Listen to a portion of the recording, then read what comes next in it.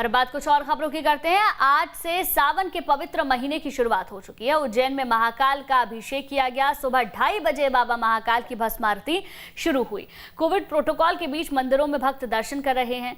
Corona guideline के कारण बाबा महाकाल की भस्म आरती में श्रद्धालुओं के प्रवेश पर पूरी तरीके से प्रतिबंध लगा हुआ है। दर्शन के लिए मंदिर समिति ने नियम कायदे तय किए हैं। श्रावण महीने में रोजाना 5000 श्रद्धालुओं को ऑनलाइन बुकिंग के माध्यम से प्रवेश दिया जा रहा है। भक्त सुबह 6 बजे से रात्रि 10 बजे तक निर्धारित समय तक ही दर्शन कर सकेंगे। श्रावण मास भगवान भोलेनाथ का सबसे प्रिय माह माना गया है। मान्यता है कि श्रावण महीने में शिव आराधना करने से सभी कष्टों से मुक्ति मिलती है।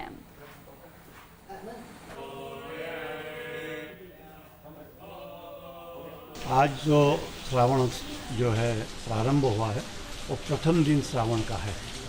रवि भौमवास रहे और सूर्य का भी आज दिन माना गया है और आज से ही श्रावण मास का प्रारंभ हुआ है, इसलिए ये आज का दिन बड़ा महत्वपूर्ण है। अब 1 मास तक भगवान का श्रावण मास महाकालेश्वर मंदिर के अंदर मनाया जाएगा। ये उत्सव के तौर पर मनाया जाता है और आज भगवान महाकालेश्वर की श्रावण मास की प्रथम आरती, भस्म आरती जिसको हम बोलते हैं, वो संपन्न हुई है।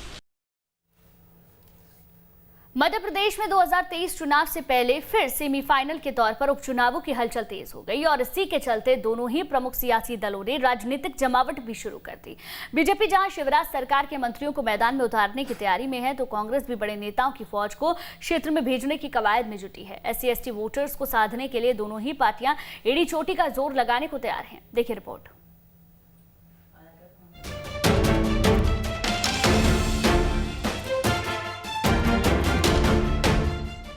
मध्य प्रदेश में बीजेपी की सरकार बनने के बाद तीसरा उपचुनाव होने वाला है। 3 विधानसभा सीटों जोबट, रैगांव और पृथ्वीपुर में वोटिंग होनी है। वहीं 1 लोकसभा सीट खंडवा के लिए भी उपचुनाव होने वाले हैं, जिसको लेकर बीजेपी और कांग्रेस ने अपनी तैयारियां शुरू कर दी है। बीजेपी ने उपचुनाव को लेकर रविवार को एक अहम बैठक बुलाई है, जिसमें चुनाव को लेकर रणनीति बनाई जाएगी।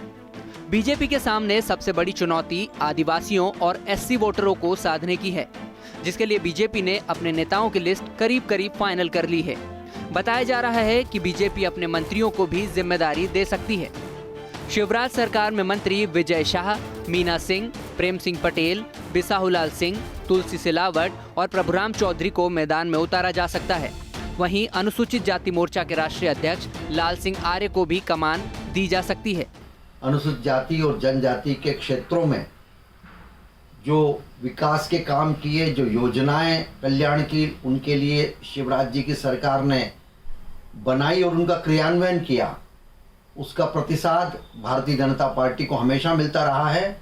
और इसी बिना पर हम ये दावा कर रहे हैं कि आगामी आने वाले विधानसभा के उपचुनाव, 3 सीटों के और लोकसभा का खंडवा का उपचुनाव हम बड़े अंतर के साथ जीतेंगे। कांग्रेस भी इस चुनाव को गंभीरता से ले रही है। पूर्व CM कमलनाथ ने उपचुनाव को लेकर पार्टी नेताओं की 29 जुलाई को एक खास बैठक बुलाई है। पार्टी 3 विधानसभा और 1 लोकसभा सीटों को जीतने के लिए एड़ी चोटी का जोर लगाने के लिए तैयार है। कमलनाथ सरकार में मंत्री रहे सज्जन सिंह वर्मा, विजय लक्ष्मी साधो, बाला बच्चन को उपचुनाव में उतारा जा सकता है। वहीं नर्मदा प्रसाद प्रजापति, विधायक हीरालाल अलावा और झूमा सोलंकी को भी उपचुनाव में प्रचार की जिम्मेदारी दी जा सकती है। कांग्रेस की पिछली सरकार बनाने में इन आरक्षित वर्गों के विधायकों का बहुत बड़ा हाथ रहा है। लोकसभा के दरमियान भी इन्हीं आरक्षित वर्गों ने खुल के कांग्रेस का समर्थन किया है।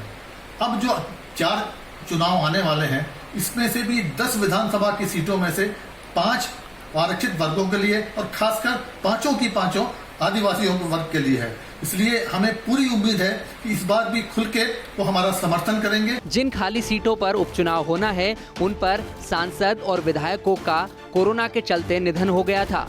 वहीं सीटों की बात करें तो खंडवा लोकसभा और रैगांव विधानसभा सीट बीजेपी के कब्जे में थी। वहीं जोबट और पृथ्वीपुर विधानसभा सीट कांग्रेस के खाते में थी।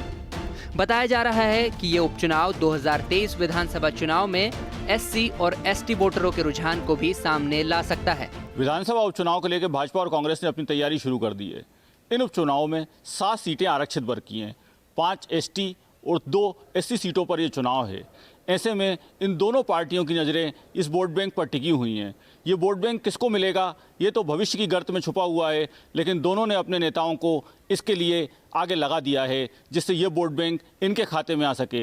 वीडियो जर्नलिस्ट अभय के साथ नितेंद्र शर्मा, न्यूज़ स्टेट भोपाल।